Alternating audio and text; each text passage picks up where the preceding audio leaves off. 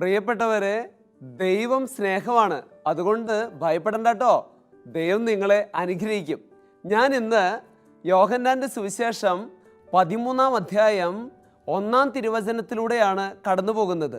എന്താണ് ആ വചനം എന്നറിയോ?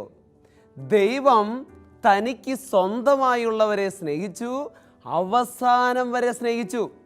പലരും സ്നേഹിക്കും കേട്ടോ. എങ്ങനെയെന്നറിയോ? കുറച്ച് നാൾ, ഒരു പാതി നാൾ, അല്ലെങ്കിൽ ഒരു മുക്കാൽ ഭാഗം, അതോടുകൂടി തീർന്നു. പക്ഷേ കർത്താവിൻ്റെ സ്നേഹത്തിന് പ്രത്യേകത അവിടെ നിന്ന് പറയുന്നു, സ്വന്തമായുള്ളവരെ സ്നേഹിച്ചു, അവസാനം വരെ സ്നേഹിച്ചു എന്നുള്ളത്. പ്രിയപ്പെട്ടവരെ, ഇന്നേ ദിവസത്തെ പെസഹ വ്യാഴാഴ്ചയിൽ ഞാൻ ദൈവസ്നേഹത്തിൻ്റെ 4 കാര്യങ്ങളാണ് നിങ്ങളുടെ മുമ്പിൽ സൂചിപ്പിക്കാനായിട്ട് പോകുന്നത്. ഒന്ന്, കർത്താവ് പെസഹ ആചരിച്ചു. മത്തായി എഴുതിയ സുവിശേഷം 26-ാം അധ്യായം 19-ാം തിരുവചനത്തിൽ ഗുരുവിൻ്റെ വാക്കുകൾ കേട്ട് ശിഷ്യന്മാർ പെസഹ ആചരിക്കാൻ തുടങ്ങി എന്നുള്ള സുവിശേഷ ഭാഗം നാം വായിക്കുന്നുണ്ട്. പഴയ കാലഘട്ടത്തിലെ പെസഹയെക്കുറിച്ച് പുറപ്പാടിൻ്റെ പുസ്തകം 12-ാം അധ്യായത്തിൽ മനോഹരമായി വർണ്ണിക്കുന്നുണ്ട്. അത് എന്താണെന്ന് നിങ്ങൾക്കറിയാം. അതായത് ഈജിപ്തിലെ അടിമത്തത്തിലായിരുന്ന ഇസ്രായേൽ ജനത്തിന് സംരക്ഷകനായി, കാവലായി യഹോവ ഇറങ്ങി വന്ന ആ മനോഹരമായ മുഹൂർത്തത്തെ സുന്ദരമായി അവതരിപ്പിച്ചിരിക്കുകയാണ്. ആടിനെ കൊന്ന് അതിൻ്റെ രക്തമെടുത്ത് ഇസ്രായേൽ ഭവനങ്ങളുടെ വാതിലിൽ പതിപ്പിക്കണമെന്നും സംഹാരദൂതൻ കടന്നു പോകുമെന്നും ആ വീടുകളെ സ്പർശിക്കില്ലെന്നും ഈജിപ്തിലെ വീടുകളെ സ്പർശിക്കുമെന്നും മാത്രമല്ല അവിടെയുള്ള കുഞ്ഞുങ്ങളെ കൊല്ലുമെന്നുള്ള ആ ഒരു വലിയൊരു വാർത്തയാണ് ആ ഭാഗത്ത് നാം വായിക്കുന്നത്. അവിടെ ദൈവമാണ് കടന്നു പോകുന്നത്. എന്നാൽ പുതിയ നിയമത്തിലെ പെസഹ ദൈവം കടന്നു പോകലല്ല, ദൈവം കടന്നു വരലാണ്.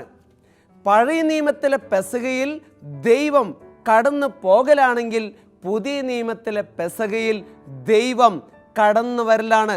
നിന്റെ ഹൃദയത്തിലേക്ക്, നിന്റെ മനസ്സിലേക്ക്, നിന്റെ ജീവനിലേക്ക്, മാത്രമല്ല പരിശുദ്ധമായ കുർബാനയായി.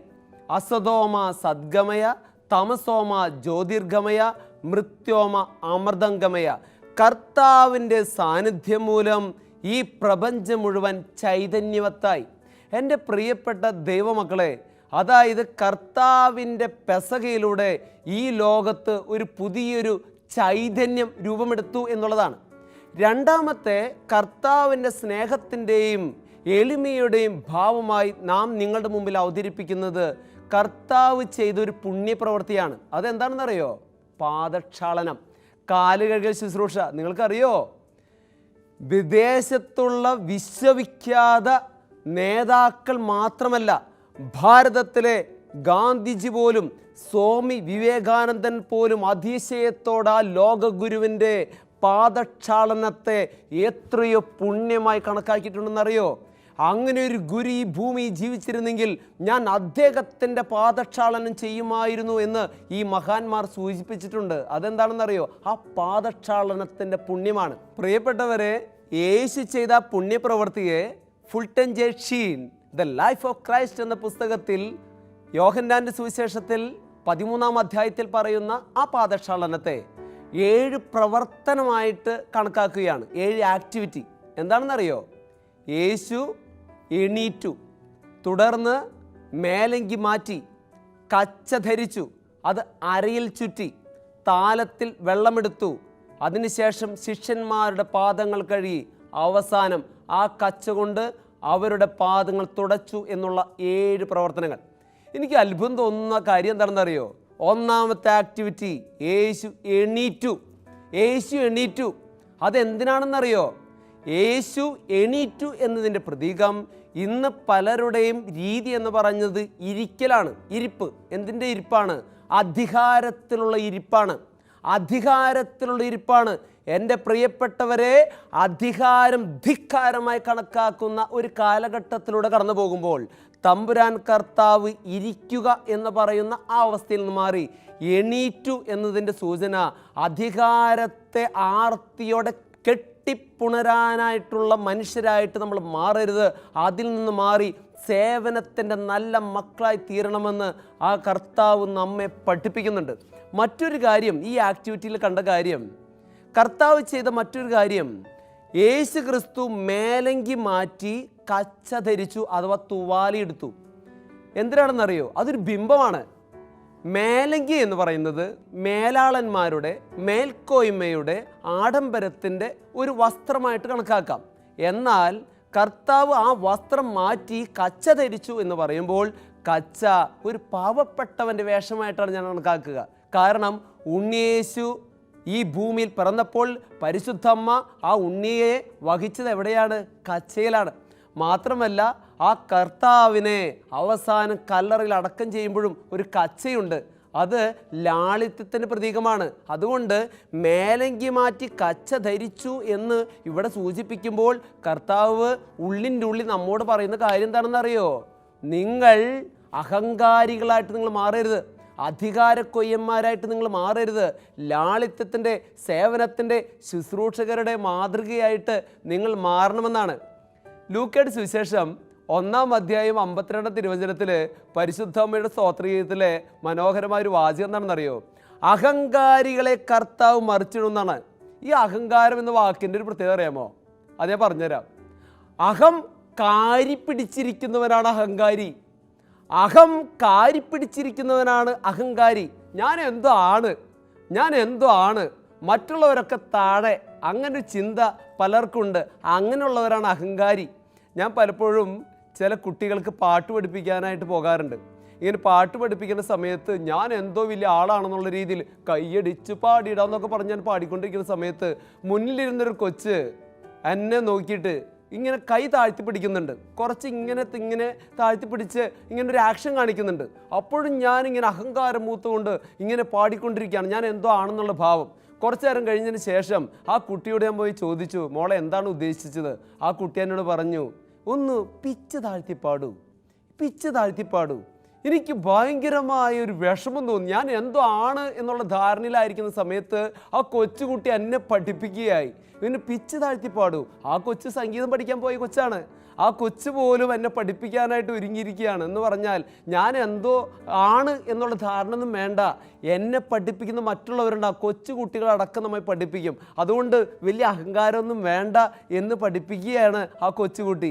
എൻ്റെ പ്രിയപ്പെട്ടവരെ, നമ്മളൊന്നും അഹങ്കാരം പിടിച്ചിരിക്കേണ്ടവനല്ല. എൻ്റെ പ്രിയപ്പെട്ടവരെ, ഞാൻ നിങ്ങളോടൊരു കാര്യം പറയട്ടെ. ക്രിസ്തുമതം ലാളിത്യത്തിൻ്റെ മതമാണ്. ക്രിസ്തുമതം എളിമയുടെ മതമാണ്. വിശ്വവിഖ്യാത എഴുത്തുകാരൻ ഖലീൽ ജിബ്രാനോട് എന്താണ് ക്രിസ്തുമതം എന്ന് ചോദിച്ചപ്പോൾ അദ്ദേഹം പറഞ്ഞ മറുപടി എന്താണെന്നറിയോ?